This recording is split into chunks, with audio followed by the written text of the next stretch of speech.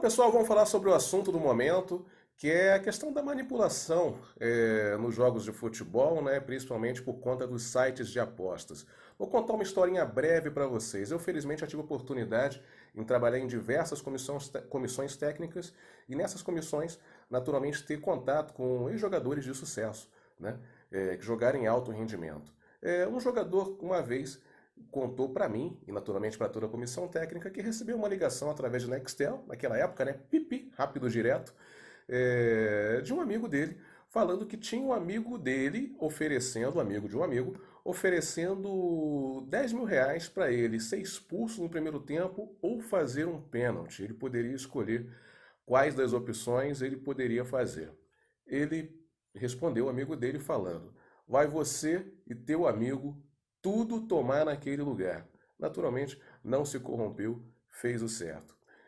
Continuando com as histórias do futebol, uma outra oportunidade eu estive na casa de um jogador que trabalhou comigo, cunhado de um grande jogador de um clube de primeira divisão do Campeonato Brasileiro, onde ele disse que uma vez estava jogando e um companheiro de equipe dele, em um escanteio, jogou a bola sem necessidade 4 vezes por escanteio. Era o melhor cabeceador que ele já tinha trabalhado na vida, o cara tinha um tempo de bola incrível e ele jogou 4 vezes a bola para escanteio sem necessidade.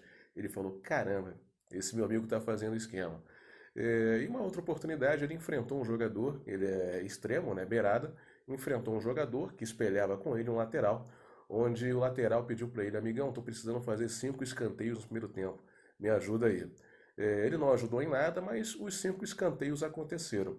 O jogador saiu de campo com ele no primeiro tempo falando: cara, acabei de ganhar R$ 12.000.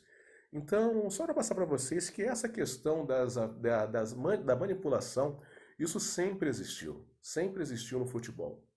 O que surpreende de fato é isso acontecer nesse nível, isso acontecer numa primeira divisão, numa série B de campeonato, né? Em mercados um pouco estranhos, né? O mercado de cartões, o mercado de escanteios. O mercado de cartão é uma coisa que eu de fato nunca entendi como as casas de apostas permitiram ficar na mão desses apostadores, já que é algo totalmente manipulável, né? Inclusive havia, sempre houve, né? Até em altíssimo rendimento de campeonato europeu, do nosso principal jogador brasileiro, uma suspeita de por que ele tomava tantos cartões, né? E aquilo era tão corriqueiro, era tão um jogador de ataque, né, tomar tanto cartão. Isso acontece e vai acontecer sempre, né? O que surpreendeu de fato é isso ter sido em tão alto rendimento e no Brasil. Continuando sobre essa questão, gente, de onde partiram essas denúncias? Isso é importante a gente tentar entender, né?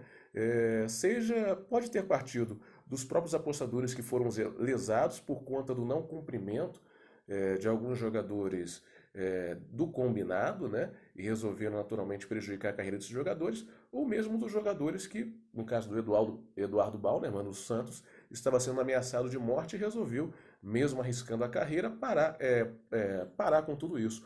Ou até mesmo das casas de apostas, que viram essa movimentação, fizeram a ligação, viram esse volume de dinheiro acontecendo sempre em determinadas partidas, e muitas das vezes essas apostas acontecendo com sucesso, nesses volumes muito grandes de dinheiro. Isso é importante deixar claro. Essas denúncias muito provavelmente aconteceram nessas três vertentes que eu estou falando. Muito provavelmente é muito difícil que isso tenha surgido do nada. Tipo, a polícia resolveu investigar manipulação de resultados. Não, isso aconteceu porque alguém naturalmente pediu que isso fosse investigado. Continuando sobre isso, precisa ser apurado, gente. Precisa ser apurado de forma responsável, porque naturalmente não é todo jogador que está sendo divulgado, que foi aliciado para isso, que recebeu o convite para fazer parte do esquema, que naturalmente tenha aceitado. Então, muitos jogadores estão tendo seu nome veiculado na mídia sem ter feito absolutamente nada, sendo apenas convidado para entrar no esquema, mas que naturalmente não participaram. Então, é necessário ter muita prudência com relação a isso e aos julgamentos precipitados. Uma outra questão, gente, esses mercados, cartão, escanteios, repetindo, eu nunca entendi por que as casas de apostas ficavam na mão desses mercados. Não faz o menor sentido você ter uma situação como cartão, por exemplo, que uma pessoa só pode definir se ela vai ganhar ou perder. Entende? Você pode pedir, você, um jogador profissional, pode pedir para sua esposa, para o seu primo, para o seu tio, para o seu pai, fazer a aposta e ter sucesso e ficar rico com relação a isso.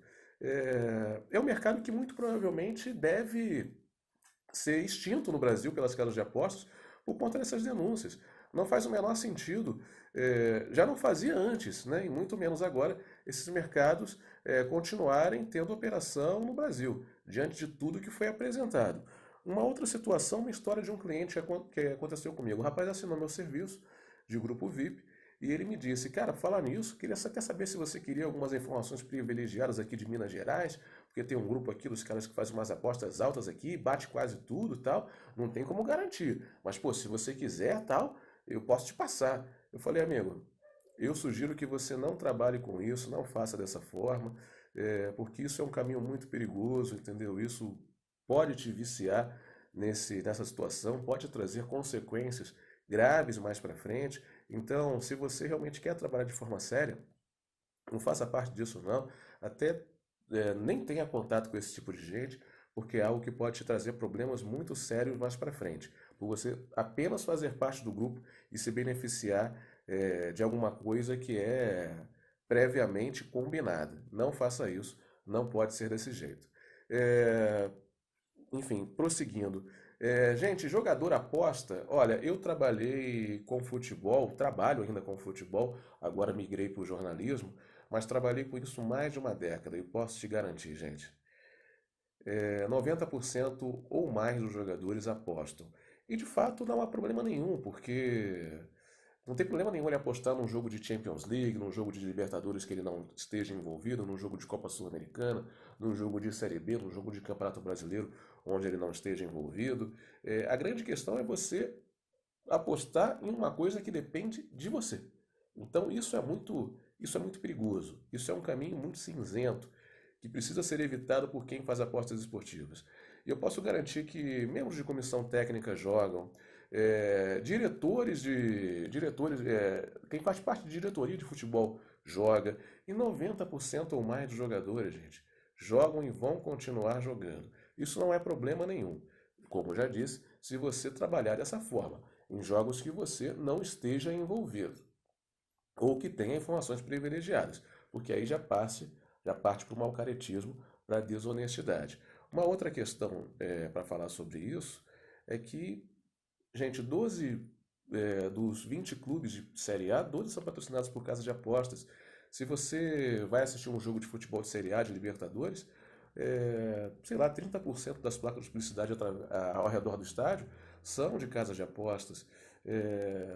O que mais? O espaço publicitário comercial do Jornal Nacional, ele é formado por, você vai ver 3, 4, 5 casas de apostas sendo anunciadas durante a veiculação do jornal, né? Então é muita hipocrisia você dizer. As apostas esportivas já estão dentro do nosso dia a dia e isso não vai sair. É importante ter consciência disso.